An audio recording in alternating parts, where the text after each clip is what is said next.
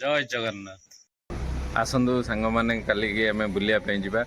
ବହୁତ ଦିନ ପରେ ଆଉଥରେ 2 ବର୍ଷ ପରେ ପ୍ରାୟ ସାଙ୍ଗମାନଙ୍କ ସହିତ ପିକନିକ୍ କରିବା ପାଇଁ ବହୁତ ଖୁସି ଅଛି। ଆସନ୍ତୁ ଭେଟିବା ସିଂହାସନୀ ମନ୍ଦିରରେ।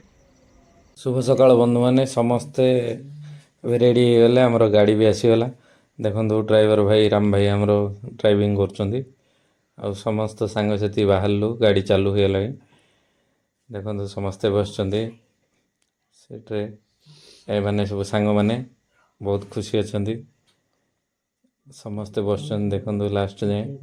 ଇଏ ଆମର ରୋଷେଇଆ ଦଣ୍ଡ ଭାଇ, ଆଉ ପଛରେ ବି ବସିଛନ୍ତି। ଦେଖୁ ଦେଖୁ ପଳେଇ ଆସିଲା ଆମର ସିଂହାସନୀ ମନ୍ଦିର। ଦେଖନ୍ତୁ ସିଂହାସନୀ ଗେଟ୍ ପାଖରେ ପହଞ୍ଚିଲେ। ଭିତରକୁ ଏଣ୍ଟ୍ରି କରୁଛନ୍ତି ବସ୍। ନଡ଼ିଆ ଗଛ ଅଛି, ଏଣ୍ଟ୍ରି କଲେ। ଏଇଠି ପାର୍କିଂ କରିବା, ଗାଡ଼ି ସବୁ ପାର୍କିଂ ହେଉଛି।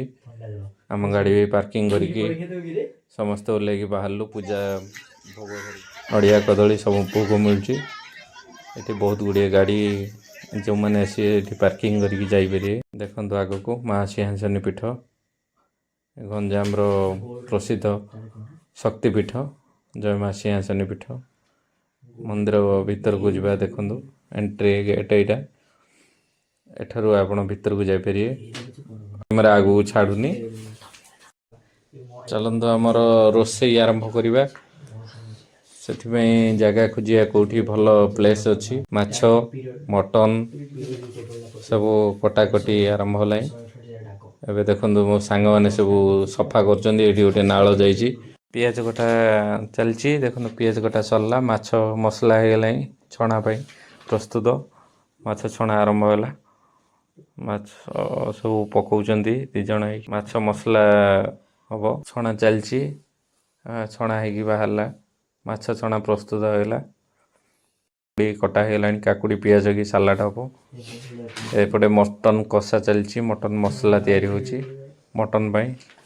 ମଟନ ସବୁ ପକାଇଲେ। ମଟନ ଚାଲିଛି, ମସଲା ଘଣ୍ଟା ଚାଲିଛି। ମଟନ ବି ପ୍ରସ୍ତୁତ ହେଇଗଲା।